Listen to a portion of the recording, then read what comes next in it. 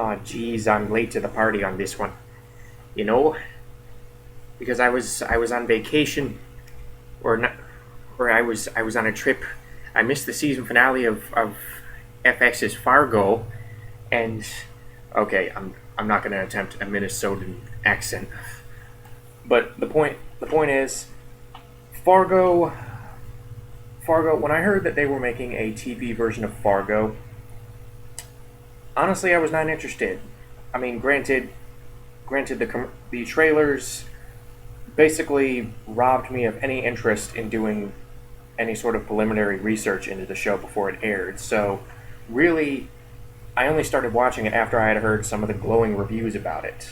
So, so the reason I haven't really gotten to reviewing the show in its entirety until now, and now being almost a week later, is because, well, honestly, like I said, I didn't actually start watching it until after I had heard some of the really good things about it, and after that, I was constantly one or two episodes behind, and the fact that I was away on a trip during the season finale didn't really help. So this afternoon, I actually had to play some serious catch up. But the point is, I have watched the entire season of Fargo. I think it's going to be the only season, although I could be wrong. They may do this with another story, but yeah, like I said, when I saw the trailers, they didn't really do it for me. I just saw them and went, okay, well, so Martin Freeman is basically playing the William H. Macy character, and Billy Bob Thornton is playing an amalgamation of the Steve Buscemi and Peter Stormare characters. It just looked, or it just on paper, the idea sounded kind of uninspired, especially with the numerous other adaptations and remakes and whatnot. I just didn't really think that one of the Coen brothers' most well-received movies, needed a TV adaptation, especially considering that it probably was not going to live up to its source material. Now, if you're wondering what I think about the original Coen brothers Fargo, well, it's not exactly one of my favorite movies, but I definitely get why it has the mass appeal that it does. I mean, a lot of the conversations feel very natural, and by extension, a lot of the dark humor feels pretty doesn't really feel too in your face. I mean, a lot of it does feel very natural, comedy wise. So so I think that makes it one of the more well received dark comedies out there.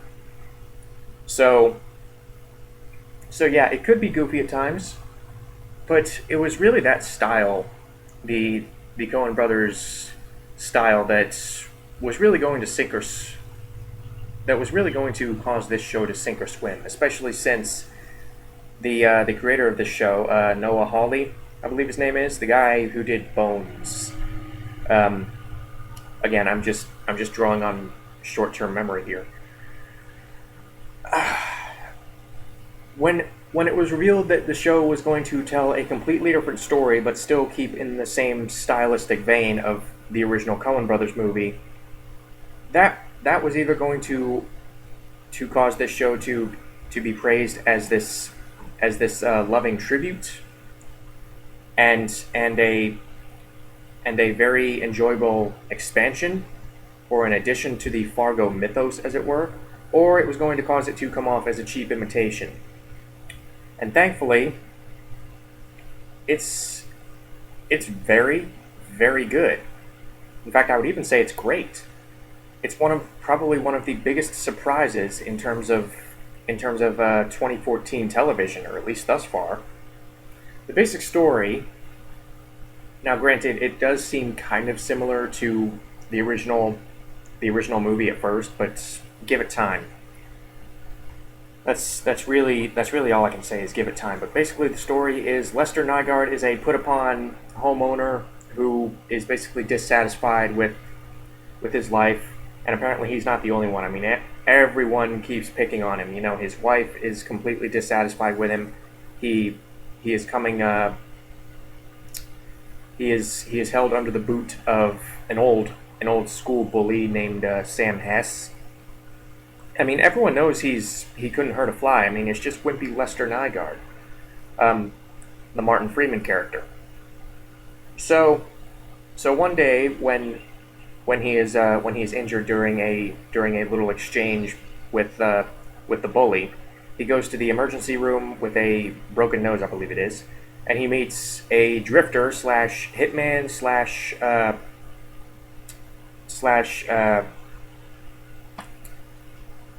don't even know what he is. I'm just gonna say he's a drifter named Lorne Malvo, played by Billy Bob Thornton. And Lord Malvo, not only does he kill Sam Hess for Lester, he killed the bully, but also he basically tosses Lester into the waters of circumstance. He to either sink or swim. He introduces Lester to a world of dishonesty. He, as he puts it, humans are like wolves. So if you don't come along and show everyone that you're a wolf, then you will be devoured like a sheep. I believe that's how he put it, or something along those lines. So this basically changes Lester's whole outlook on life, and he does some things that would not exactly be smiled upon in terms of the law and whatever. So eventually, a deputy policewoman named Molly come comes to approach the case of Lester, and she eventually catches on that hey, maybe Lester has affiliations with some dangerous unknown drifter. So she teams up with a Duluth police officer named Gus Grimley, who also ran into Lorne Malvo at one point. So all of these events and characters eventually come together with brutal and yet morbidly hilarious results. So, what works about this show? Well, the acting. The acting is fantastic. Martin Freeman is great as Lester Nygaard, and what I really like about Lester Nygaard, in comparison to William H. Macy's character from the original, is that the character of Lester is basically like William H. Macy if he actually got away with it. Because William H. Macy wanted to kill his wife, or he hired Buscemi and Stormare to kidnap his wife so that he can get the ransom money from his father-in-law. Okay, well, Lester is not exactly like that, but he does resort to some underhanded practices. He does screw over a few people eventually, and he does come into fortune. I mean, he's not really a bad guy at first. And you can certainly understand where he's coming from, just based on the hints that kind of give us some insight into his outlook on life. Like what if you're right and everyone else is wrong? So this, combined with his meeting with Lorne Malvo, it makes it fairly understandable why he resort to such underhanded tactics to get what he wants. So he's very good, and seeing Martin Freeman kind of play with this increasing paranoia that Lester has to deal with, while at the same time trying to put on this face of innocence and face of having fun, reaping the fruits of his labor, as it were. It's a pretty varied performance, and Freeman does play that well, and he does pull off a very convincing Minnesota accent. I was actually shocked, because I don't know if it's the way they edited it in the trailer, or maybe it's my complete unfamiliarity with Freeman doing an accent like this. But in the trailer, I was just kind of questioning, like, what kind of accent is he doing? But now it's completely clear that he is doing a Minnesota accent, and yeah, he pulls it off very nicely. And Billy Bob Thornton is probably my favorite character, Lorne Malvo. He is. This is a character that you have to have a special kind of actor to play. This very understated, somewhat dangerous-looking guy, while at the same time, who is able to pull off this kind of chameleon act. He can, at the drop of a hat, switch personalities, switch aliases to where he doesn't get caught. Man, Billy Bob Thornton is so charismatic in this show, and and like I said, he's my favorite character because we don't really learn all that much about him. We don't really learn all that much about his past. We know is that he's got this very specific ideal of asserting his dominance, kind of like a wolf. Um, and he wants to further his own ends. We never really learn much beyond that. Um, we know his personality. We know he's kind of cocky. We know he. I mean, he doesn't deliberately go out to harm someone without a reason, or without someone giving him a good reason. Like if he's hired to kill someone, or if they're just irritating to him, or if they're just in his way. He doesn't really kill someone just because. So, and also when he switches to one of his other to when he goes into disguise to kind of throw people off the scent, he's also very good. So the way that Billy Bob Thornton is very and you know what, he switches between these different characters with relative ease and without it seeming too cartoonish. I mean, again, it looks and feels very natural. A lot of, I mean, the personalities that he puts on seem like real guys, and that's one of the biggest things that I have a problem with, considering a lot of quote unquote character actors nowadays kind of try to go too much into the realm of caricatures and not real characters. The Johnny Depp, the Helena Bonham Carter, guys like that, and to a lesser extent Crispin Glover. I know I'm just kind of picking on Tim Burton regulars, but they're just an easy target. But the character of Lorne Malvo, yeah, he seems like a real guy, while at the same time there is something very vaguely off-putting about him. To where you can buy him as a drifter, you can buy him as a friend to this one. You can buy him as just this friendly, neighborly guy. You can buy him as a minister, you know. So yeah, it's a very layered performance that we get out of Billy Bob Thornton with at least at first glance so little material, because like I said, at first we don't really know that much about him, or come to think of it, we don't really get to know that much about him in terms of his past and whatnot at all. So the way that Thornton plays it, you're still interested in this character without him necessarily playing all of his cards. So yeah, favorite character right there.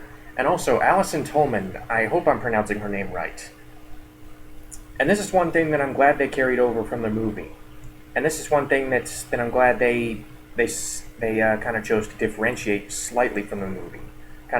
They carried it over while putting somewhat of a variation on it. Because Alison Tolman, at first glance, could be considered some poor man's Frances McDormand. The character of Marge from the movie. But yeah, Alison Tolman, I was checking her Wikipedia page, and granted, I probably should have checked her IMDb page to get a more accurate picture. But she is not exactly a veteran actor, at least not what from her Wikipedia page would indicate. Again, Wikipedia, I know, can be changed, so this information may very well be inaccurate or outdated. But she is very, very good in this.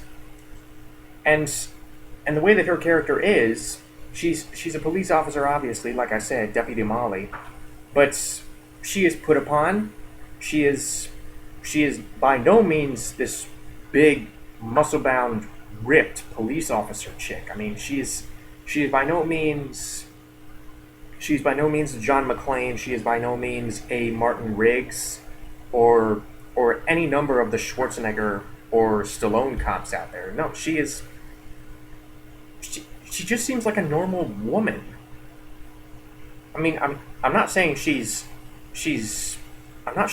like fat or anything, but she's not exactly in the type of shape that you would expect your typical movie cop to be. It's kind of like making the protagonist in the original Fargo pregnant. several months pregnant in the form of Frances McDormand's character. I mean, you were taking these characters that would in a lot of people's eyes be unequipped or incapable of handling these extreme scenarios, you know, catching bad guys, and you were actually giving them a form of empowerment. I mean, I'm not saying that if you're pregnant you have to be a police officer to feel empowered, but you know, you were taking these guys who you would never expect to be heroes and turning them into heroes, and it's not your typical hero. They seem like normal people who just happened to be very clever, who just happened to be working on this case. And that's one of the things that I really like about the movie, and what I really like about this show is that a lot of the circumstances feel very genuine. They feel very true to the supposed true story that this is based on. You don't get the sense that that this policewoman Molly is psychic. You don't get the sense that she has some kind of superhuman abilities. You just get the sense that she is clever. She just has the chops for police work, which she should, because Keith Carradine, her dad, or I'm pretty sure it was Keith Carradine, used to be a cop. So I guess you could say that the old family blood runs in her veins. But she's very good. Keith Carradine is very good as her dad. Colin Hanks is great. I mean, there isn't really anything wrong with the acting. Colin Hanks, at first, again, just showing how this show surprised me. Colin Hanks, when he does not muster up the courage to do such an apparently simple task, or appearance-wise simple task of just giving Lorne Malvo a ticket, or just arresting him for speeding or whatever, you get the sense. I mean, you could easily just have made this character this very Shaggy from Scooby-Doo-esque character, where he's just scared of everything, and even they make jokes about it. You know, like, oh, you're afraid of spiders. I mean, he just feels like he's got his priorities straight, in my opinion. I mean, coming from me, how I'm typically a very cautious guy, to the point where a lot of people might say I'm overly cautious. I feel like I could relate to Gus Grimley, the Colin Hanks character, a lot more than a lot of other characters on this show, because he's got a daughter. His wife already died, and he obviously does not want anything bad to happen to him, because he's got this teenage daughter who's already been to one funeral. He didn't even want to be a police officer at first. I mean, he wanted to be a mailman, which he eventually accomplishes his dream, but I digress. So you get the sense that, yeah, he doesn't necessarily want to be a police officer, not because he doesn't want to do good, not because he's so cowardly that he is completely non-functional in the role, because he does get things done. It's just that he does not want to leave his daughter behind if he should happen to get gunned down in the line of duty. So him not being able to muster up the courage to arrest a very dangerous looking guy like Lorne Malvo, actually when you stop to think about it, seems like a very logical choice. I mean, yeah, you could say, oh, coward, he's just a chicken, but I say, no, you know what? He was thinking ahead. He was thinking long term. And he does rectify his mistake. He does atone for his sins. I mean, he does eventually help catch Malvo. And Joey King as his daughter. And Joey King, here's the thing. She is probably one of the only child/teen actresses that I actually like. Because I hate Selena Gomez. I hate Demi Lovato. I know these guys are in their 20s at this point, but you know, I hate a lot of these tween stars that Disney and Nickelodeon tend to shove down our throats.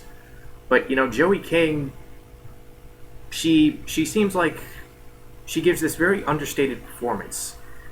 She's not, a lot of the times when they put a kid in in a story where in a story like this, it seems like the writers and the director always feel the need to shove the kid in your face. And Joey King has actually fallen into this trap before when she worked with Roland Emmerich on White House Down. I mean, I don't know if Roland Emmerich directed her this way or if she was just written this way, but she was kind of annoying in that one. She wasn't bad. It was just the way that her character was written. She just felt the need in their insecurity over in their insecurity of, how do we keep this kid in the plot? How do we make this kid relevant to the plot? Oh, I know. How about we just shove them in your face and put them in scenarios where they don't really need to be here and just make them completely unrelatable as children? No, Joey King in this, like I said, she's very understated. She's very subtle. Yeah, she's obviously smart, and she does help her dad on several occasions. But again, she's not in your face, and that's really the most encompassing compliment I can give this character, is that they do not push her in your face. She never shows up in a scene that she does not, in which she does not belong. And a lot of her reactions feel very natural. She has the sort of apathetic side that you would expect a teenager to have, or not really apathetic, but sort of just kind of minding her own business. But at the same time, you can tell that she loves her dad. There's this very strong bond between them, and the writers and the showrunners just let you see this relationship. They don't put it at the forefront. I mean, Colin Hanks and Joey King have enough chemistry, and they play it subtly enough. They play it casually enough to where, yeah, you can tell that they have this connection, but they don't shove it. They don't shove this connection and this character into situations where they do not belong.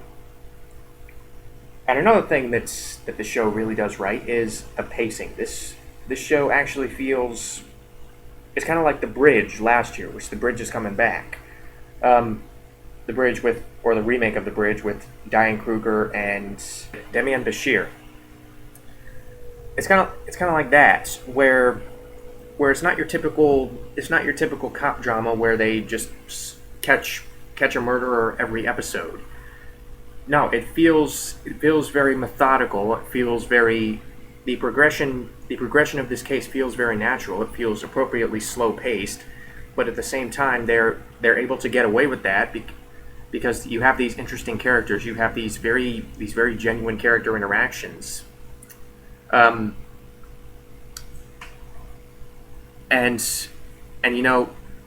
the audience can focus on that to kind of I don't want to say draw their attention away from the police case involving Lorne Malvo,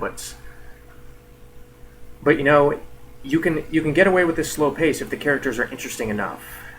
You can get away with showing a very natural progression of time. How police cases in real life are not nearly as fast of an affair as a lot of TV shows make them out to be. And a lot of the time, the police officers who actually eventually find the guy, there's no guarantee that they would be assigned the case that they want to work on. I mean, Molly has to practically beat her boss with a stick to get him to let her work on the case involving Lester. And even then, he sabotages the case with his overly friendly attitude. But I digress. So yeah, again, the pacing is great. Some people might be a little bored by it at times, but there are a lot of other high octane forms of entertainment out there. So this is actually pretty refreshing. And really, one of the biggest advantages that this show has is that, like I said, it manages to capture the feeling of the movie without just coming off as, like I said, a cheap imitation. They they really they really do a good job in capturing the dark comedy aspect while at the same time balancing that very well with whatever drama is going on screen. When it needs to have this very dramatic moment involving, I don't know, let's say Molly losing the case, um, like the chief of police taking the case out of her hands, or or you know, something like something that's supposed to be a heavy dramatic hitter like that. It feels well earned, and it doesn't really feel jarring. It's not like this show has these vast or these very jarring tonal shifts because the dramatic moments work and the dark comedy moments work. You know, most of them involving Billy Bob Thornton's character. So if they did not get that right, then this show really would not have been deserving of the name, nor of the Coen brothers as executive producers. But you know, I think I've rambled long enough. Really, there aren't a whole lot of flaws with this show. A lot of the events. I know I'm kind of going back and forth in circles here, but you know, a lot of the events that are depicted here feel very natural. The acting is fantastic. The It really nails that sort of that somewhat quirky, dry humor atmosphere of the whole ordeal, while at the same time never really forgetting the more gruesome, dramatic moments, like you know, Molly losing the case and whatnot. So yeah, I really like this show. Like I said, it's one of the biggest surprises of 2014 television, and yeah, I honestly wouldn't mind seeing more. I mean, obviously not with these characters because their story is over. But I don't know, maybe doing another run with a different set of characters, a completely different case.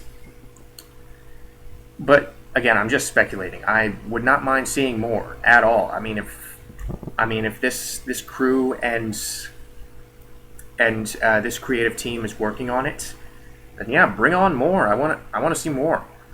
So, I mean, clearly the brand is, I mean, clearly the license, clearly the style is in very capable hands.